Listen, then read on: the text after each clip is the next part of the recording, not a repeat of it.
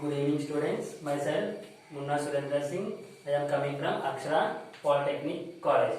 Morning section lo మనం already boiling point గురించి చెప్పుకున్నాం. దాని తర్వాత next definition latent heat of vaporisation. చూడండి, లేటెంట్ హీట్ ఆఫ్ వేపరైజేషన్ ని బాష్పీభవన గోపోష్ణం అంటారు. ఓకేనా? చూడండి, బాష్పీభవన గోపోష్ణం అంటే ఏమీ లేదు, నీరు ద్రవ స్థితి నుండి వాయు స్థితికి మారడం. అంటే లిక్విడ్ ఫేజ్ టు, అంటే లిక్విడ్ అంటే మాలిక్యూల్స్ అనేవి కొంచెం దూరంగా ఉంటాయి, వేపర్కి వచ్చేసరికి పూర్తిగా దూరంగా ఉంటాయి. ఇది లిక్విడ్ స్టేట్ కన్వర్ట్ అయింది వేపర్ స్టేట్. ఓకేనా? చూడండి, నీరు ద్రవ స్థితి నుండి వాయు స్థితికి మారడానికి ఉష్ణశక్తి వినియోగపడుతుంది. ఎంత శక్తి వినియోగపడుతుందో చెప్పేదాన్ని ఏమంటాం? బాష్పీభవన గోపోష్ణం అంటాం. Heat energy required to change 1 gram of liquid into gas. Liquid అనేది గ్యాస్ అయినా వేపర్ అయినా ఒకటే, కన్వర్టెడ్ ఇంటూ వేపర్. వాటర్ అయితే వేపర్ అంటాం, రిమైనింగ్ పెట్టి గ్యాస్ అంటాం. The heat energy is required to change 1 gram of liquid to gas at a constant temperature is called latent heat of vaporisation. దీన్ని తెలుగులో బాష్పీభవన గోపోష్ణము. నీటి తాలూకా బాష్పీభవన గోపోష్ణం చూద్దాం. దాని తాలూకా వాల్యూ, దానికన్నా ముందు మనం ఫార్ములా రాద్దాం.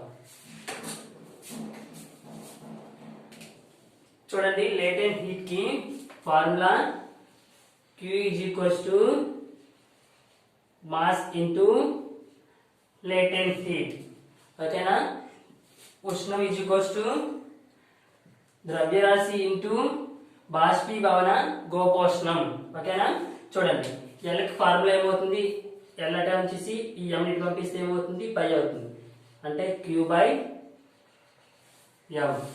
L is equals to Q by M అనేది లేటెంట్ హీట్ కి ఫార్ములా.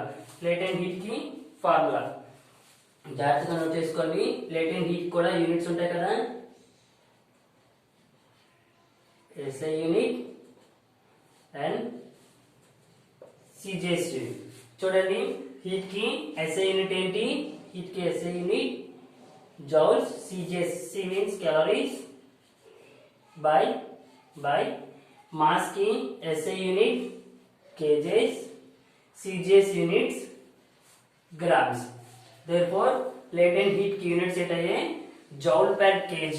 SI యూనిట్ ఏమైంది? joule per kg. Or CJS unit ఏమైంది? calorie per gram. ఇది చాలా చాలా ఇంపార్టెంట్. ఫార్ములాని కానీ యూనిట్స్ ని కానీ మీకు ఎగ్జామ్ లో అడుగుతూ ఉంటాడు. L is equals to Q by M. latent heat formula ఏంటి? L is equals to Q by M. Latent heat కి యూనిట్స్ ఏంటి? SI units, joule per KG and CJS units, calorie per gram. చూడండి, నీటి బాష్పీభవన గోపోష్ణ విలువ. The latent heat of vaporisation of water value is, దాని తాలూకు value ఎంత? ఎవరికైనా తెలిస్తే ఆన్సర్ చేయండి.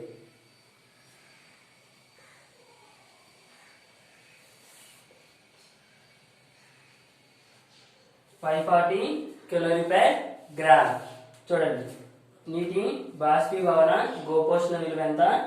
540 కెలోరీ పర్ గ్రామ్. ఓకేనా? Please note it. ఓకేనా? Next melting point. Melting point అంటే ఏంటి? ద్రవీభవనం. మెల్టింగ్ పాయింట్ ఏమంటాం? ద్రవీభవనం. స్థిర ఉష్ణోగ్రత వద్ద ఘన స్థితిలో ఉండే పదార్థం. ఘన స్థితిలో ఉండే పదార్థం ఏ స్థితిలోకి వెళ్ళిపోవాలి? ద్రవ స్థితిలోకి వెళ్ళిపోవాలి. అంటే ఏంటి? ఇది చూడండి, ఇక్కడ కంప్లీట్ గా ఐస్ లో ఉండే పదార్థం దేంట్లోకి వెళ్ళిపోవాలి? వాటర్ అయిపోవాలి. Ice can be converted into water. ఓకేనా? ఐస్ అనేది వాటర్ కింద కన్వర్ట్ అవ్వాలి. చూడండి, ఘన స్థితి అంటే ఏంటి? ఐస్ తీసుకున్నాం ఎగ్జాంపుల్. నెక్స్ట్ ద్రవ స్థితి అంటే వాటర్. ఐస్ నుంచి వాటర్ కి చేంజ్ అయ్యే ప్రాసెస్ ని ఏమంటాం? ద్రవీభవనం. అదే రాసాం ఇంగ్లీష్ లో కూడా. The process in which solid phase changes into liquid phase at a constant temperature is called melting. At this temperature is called melting point. అంటే ఏమైంది? సర్టెన్ టెంపరేచర్ దగ్గర ఏమవుతుంది? ఐస్ అనేది అంతా కూడా వాటర్ కింద కన్వర్ట్ అయిపోతుంది. చూద్దాం ఆ టెంపరేచర్ ఏంటో. చూడండి, మంచు యొక్క ద్రావీభవనం melting point of ice is 0 degree Celsius. మీకు ఎగ్జామ్ పాయింట్ ఆఫ్ వ్యూలో what is melting point of ice is dash అని అడుగుతాడు. కొన్ని ఆప్షన్స్ ఇస్తాడు, అందులో ఏముంటుందంటే 0 డిగ్రీ సెల్సియస్.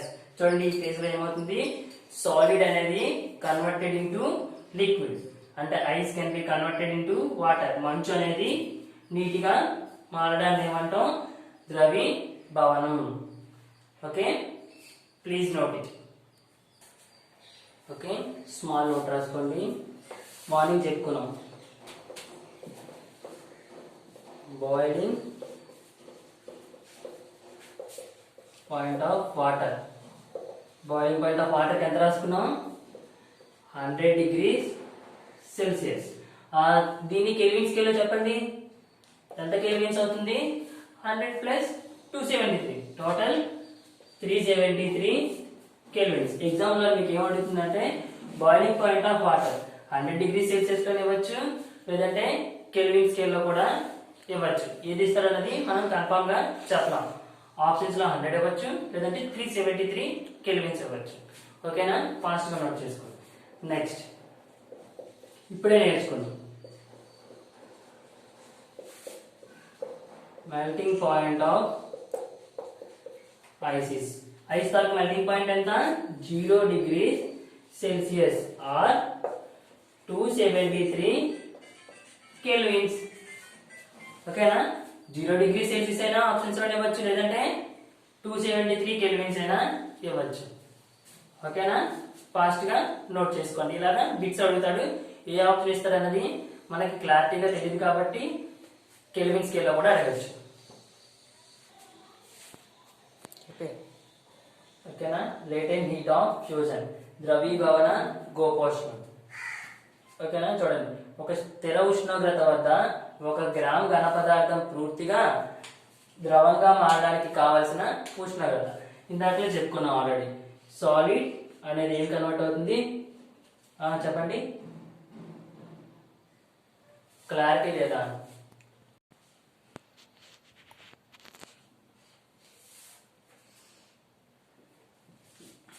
ఓకేనా,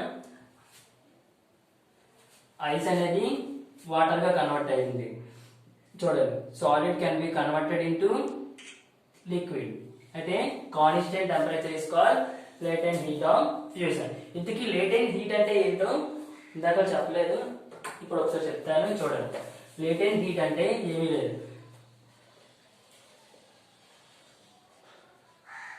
ఒక ఫేజ్ నుంచి ఇంకో ఫేజ్ కి చేంజ్ అవ్వడం. అంటే ఒక పదార్థం నుండి ఇంకో స్టేట్ కి, అంటే either liquid to gas. 2 types ఉన్నాయి మనకి, ఒకటి వేపరైజేషన్, ఓకేనా, ఇంకోటి సాలిడ్ టు లిక్విడ్, ఇది ఫ్యూజన్. ఓకేనా, లేటెంట్ హీట్ అంటే ఏం చెప్పాను, ఒక ఫేజ్ నుంచి మరొక ఫేజ్ కి చేంజ్ అవ్వడాన్ని ఏమంటాం, లేటెంట్ హీట్. అంటే కాన్స్టెంట్ టెంపరేచర్, అక్కడ కూడా టెంపరేచర్ అనేది కాన్స్టెంట్ గా ఉంటుంది, దాన్ని ఏమంటాం, లేటెంట్ హీట్. అందుకే మీకు ఫార్ములా రాసినప్పుడు లేటెంట్ హీట్ L=Q/m అని రాస్తాం. ఓకేనా, మీరు లేటెంట్ హీట్ కి వేపరైజేషన్ కి అదే ఫార్ములా ఉంటుంది, ఫ్యూజన్ కి కూడా సేమ్ ఫార్ములా ఉంటుంది with same units. L=Q/m formula. Fusion కి అయినా సేమ్ అదే, వేపరైజేషన్ కి అయినా సేమ్ అదే, యూనిట్స్ ఆర్ సేమ్. ఏంటంటే CJS unit and SI unit. CJS unit ఏంటి, joule per kg. SI unit is joule per kg, CJS unit is calorie per gram. Units are same. Latent heat అయినా కూడా మీరు formula is same and units are same. Vaporization కి అదే units and fusion కి కూడా same units. ఓకేనా, చూడండి, మంచు ద్రావీభవన గోపోష్ణ విలువ అడిగాడు. Latent heat of ice is 80 calorie per gram. ఓకేనా, దీని తాలూకు వాల్యూ ఎంత, 80 calorie per gram. ఓకేనా? చూడండి, ఫ్రీజింగ్ ని గని భావనం అంటాం. ద్రవ స్థితిలో ఉండే ఒక పదార్థం కొంత శక్తిని కోల్పోతుంది. అంటే చూడండి, సపోజ్ ద్రవ పదార్థం అంటే మనం వాటర్ తీసుకుంటాం కదా, ఈ వాటర్ని ఐస్లో ఫ్రిడ్జ్లో ప్లేస్ చేస్తాం అనుకోండి. ఫ్రిడ్జ్లో ప్లేస్ చేస్తే ఏమవుతుంది, ఐస్గా చేంజ్ అవుతుంది. బట్ ఇందులో ఉండే మాలిక్యూల్స్ పార్టికల్స్ కొన్ని కొన్ని ఏమవుతాయంటే డెడ్ అయిపోతాయి. కాబట్టి ఏమవుతుంది, తన శక్తిని కోల్పోవడం జరుగుతుంది. వాటర్ అనేది ఐస్ అయినప్పుడు శక్తిని కోల్పోతుంది. అందుకే మీకు ఎవరికైనా ఒంట్లో బాగాలేనప్పుడు ఐస్ వాటర్ తాగొద్దు అని డాక్టర్స్ ఎక్కువగా మెన్షన్ చేస్తూ ఉంటారు. ఓకేనా? ఘన స్థితిలోకి మారే ప్రక్రియని ఘనీభవనం అంటారు. The process in which substance liquid phase changes into solid phase by losing some energy. Energy అనేది లాస్ అవుతుంది, లూజింగ్ అవుతుంది. ఓకేనా? దీన్ని ఏమంటాం, ఫ్రీజింగ్. ఓకేనా? Note it. ప్రక్రియను ఘనీభవనం అంటారు. The process in which substance liquid phase is totally converted into solid phase by losing some of its energy is called freezing. రాసుకోండి.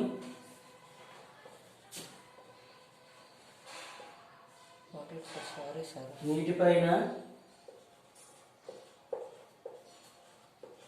మంచు తేలుతుంది.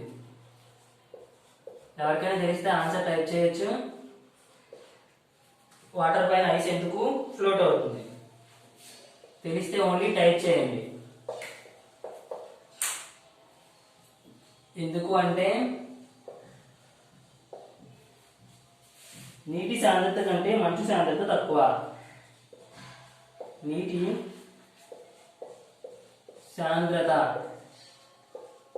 కంటే మంచు సాంద్రత తక్కువ.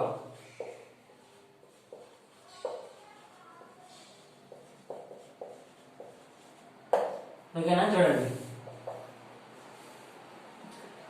Ice can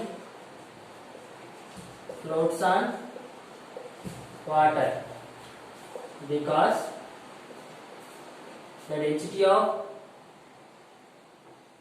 because the density of ice is less than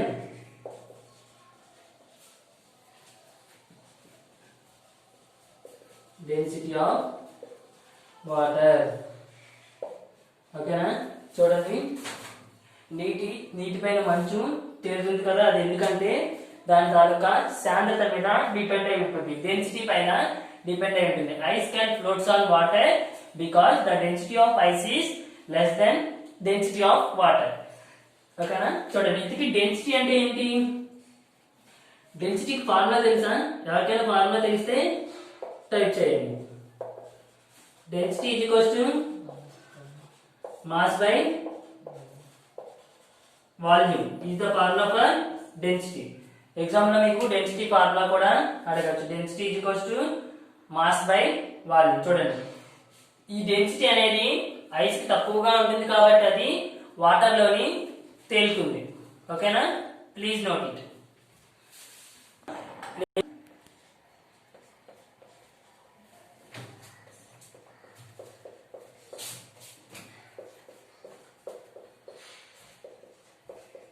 The boiling point of water is dash. నేను options ఇచ్చిన తర్వాత మీరు ఎవరు కూడా కామెంట్ బాక్స్ లో టైప్ చేయకూడదు, ఆప్షన్స్ ముందు నోట్ చేసుకోండి. 100 degrees Celsius, option B. 373 Kelvin, option C. All of these, option D. None of these. First గా ఆన్సర్ టైప్ చేయండి.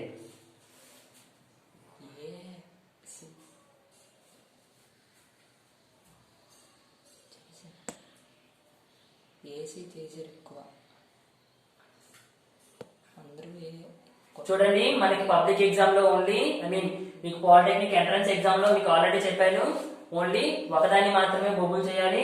ఇలా ఇచ్చినప్పుడు ఏం చేస్తారు? ఆల్ ఆఫ్ దీస్ అంటే ఇందులో ఏమేమి ఇంక్లూడ్ అయి ఉంటాయి? A comma B. None of these అంటే A comma B comma C. ఏవి కావాలన్నమాట. ముందు ఇచ్చిన ఆప్షన్స్ ఏవి కావు. ముందు ఇచ్చిన ఆప్షన్స్ రెండు అవుతాయి, బి మాత్రమే అవుతుంది, ఏ మాత్రమే అవుతుంది. ఇలా ఇచ్చినప్పుడు మనం ఆన్సర్ ఏ టిక్ పెట్టాలంటే చూడండి, మీకు ఆల్రెడీ చెప్పాను, బాయిలింగ్ పాయింట్ ఆఫ్ వాటర్ నుంచి 100 డిగ్రీస్ సెల్సియస్. దీనికి కెల్విన్ స్కేల్ లో మార్చాలంటే 100 ప్లస్ 273 చేయాలి. టోటల్ గా 373 కెల్విన్. అంటే ఆప్షన్ ఏ అవుతుంది, బి అవుతుంది. కానీ మనం ఏ టిక్ పెట్టాలి? ఏదో ఒకటైనా టిక్ పెట్టాలి.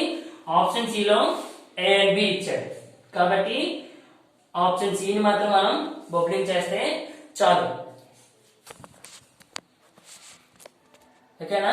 ఆప్షన్ సి ని ఒకదాన్ని బబ్లింగ్ చేస్తే చాలు. బోత్ ఏ అండ్ బి కూడా అందులో ఇంక్లూడ్ అయి ఉన్నాయి కాబట్టి. ఓకేనా? Please note it.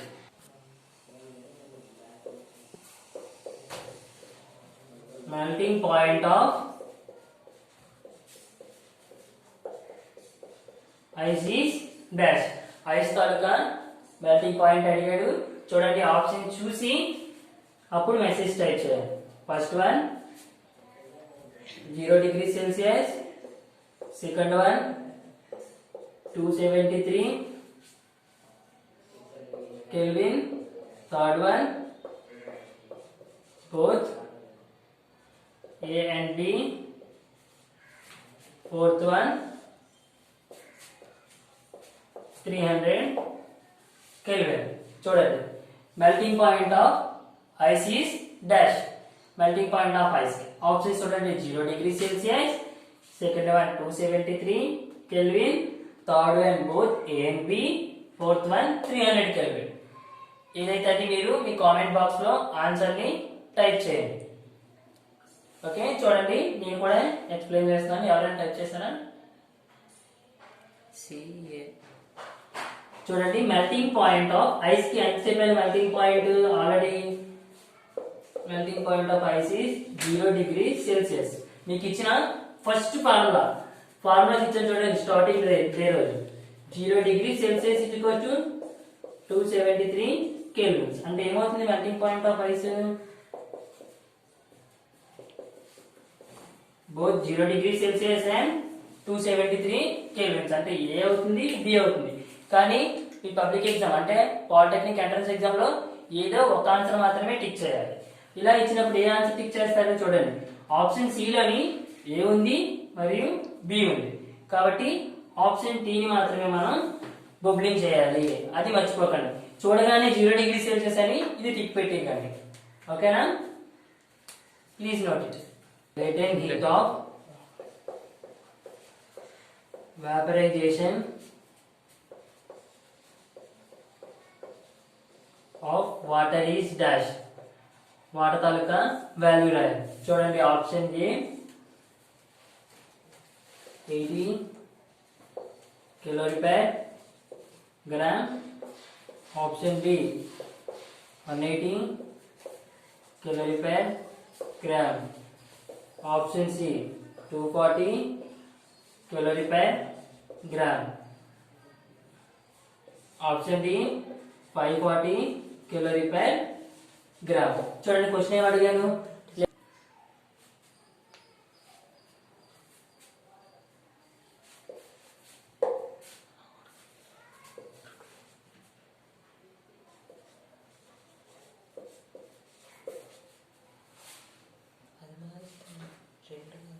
ఓకేనా?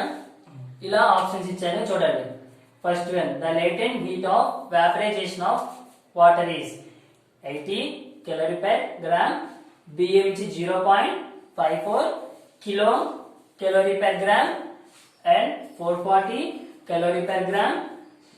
Next option D 540 calorie per gram.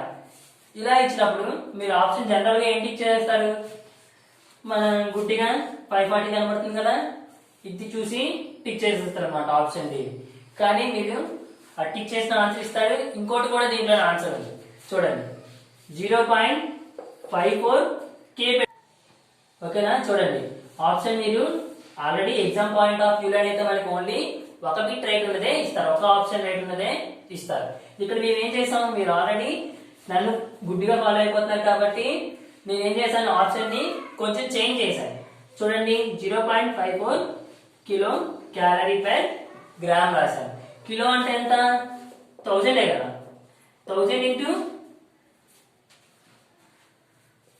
0.54 into చేస్తే ఏమొస్తుంది, 540 కిలోరీ పర్ గ్రామ్. ఇలా ఇచ్చినా కూడా మీరు ఏం చేయాలంటే ఆన్సరింగ్ చేసే విధంగా ఉండాలి. చూడండి 0.54 కిలోరీ పర్ గ్రామ్, 0.54 కిలో, కే అంటే కిలో అంటే కేజీ, అంటే 1000 గ్రామ్స్ కదా కేజీకి, 0.54 ఇంటూ 1000 మల్టిప్లై చేస్తే 540 కిలోరీ పర్ గ్రామ్. ఓకేనా? Please note it. Thank you. And C రెండు కూడా ఆన్సర్స్ రైట్. దీని ఆన్సర్స్ ఏంటి, B and D, both are right. Thank you.